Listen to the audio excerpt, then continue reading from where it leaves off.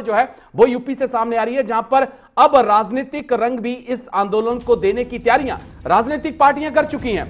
किसान आंदोलन को समाजवादी पार्टी का समर्थन। बड़ी खबर आपको यूपी से बता दें, क्योंकि रोटियां सभी को सेकनी है। अब किसान तो सर्दी में मर रहे हैं, लेकिन रोटियां पार्टियों को सभी को सेकनी है।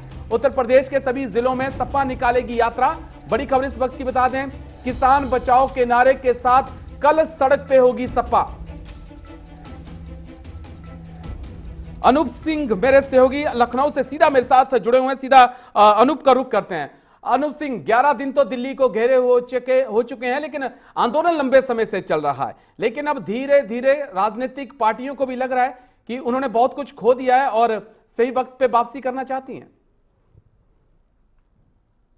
बिल्कुल राजेश, इसके मायने बिल्कुल यही हैं कि जिस तरीके से दिल्ली बॉर्डर पर किसान संघर्ष कर रहा है, लगातार केंद्र सरकार से नोकझोंक हो रही है, उसी को लेकर उत्तर प्रदेश में अब कहीं न कहीं जो राजनीतिक पार्टियां हैं वो पक्ष लेना शुरू कर दिया है। अभी इसके पहले देखा गया था चंद्रशेखर रावण वहां पर जाकर के दलित नेता अपने आप को कहते हैं, वहां पर प्रदर्शन में बैठे शामिल हुए थे और प्रदर्शन किसानों की मांग को लेकर वहां पर गए थे।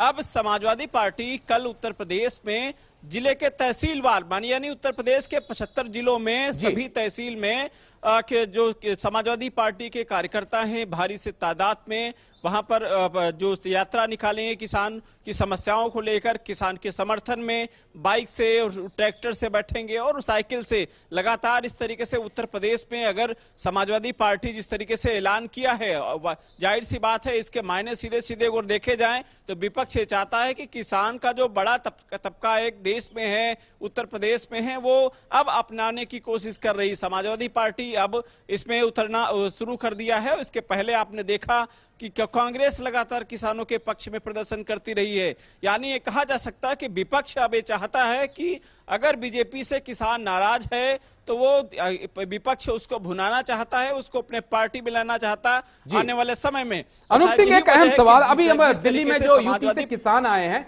उनसे बातचीत कर रहे थे, तो किसानों का बिल्कुल साफ कहना था कि वो अगर सरकार बनाना जानते हैं तो सरकार को हटाना भी जानते हैं। यानी कि उन्होंने खुल के ये कहा कि हमने अगर मोदी सरकार को वोट दिया था तो हम वो वोट नहीं भी दे सकते हैं अगली बार अगर ऐसा होता है। तो ये कहीं ना कहीं यूपी में भी चुनाव भी होने हैं, तो ये कहीं ना कहीं एक बड़ा सिरदर्द बनने वाला है।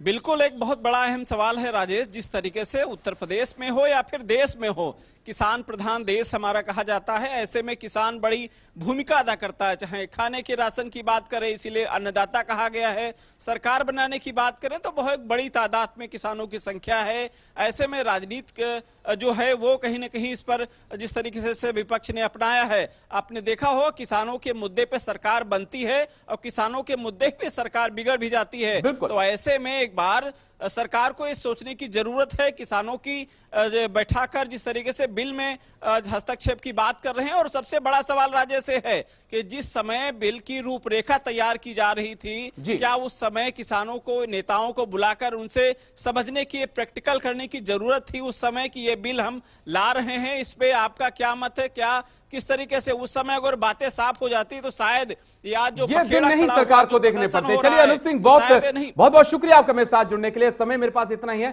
शुक्रिया आपका जुड़ने के लिए। और यूपी की सियासत में क्या कुछ चल रहा है वो दर्शकों को समझाने के लिए। तो बिल्कुल किसान इस वक्त अड़िग हैं। हमने आपको ग्राउंड जीरो से वो रिपोर्ट भी दिखाई जहां किसानों का कहना है कि वो झुकने के लिए नहीं आए हैं। अगर ये आंदोलन लंबा खींचना पड़ेगा तो वो खींचेंगे, लेकिन सरकार को वो झुकाएंगे और जो बिल है उसे सरकार को वापस लेना होगा। मेरे साथ इतना ही। देश और दुनिया की खबर।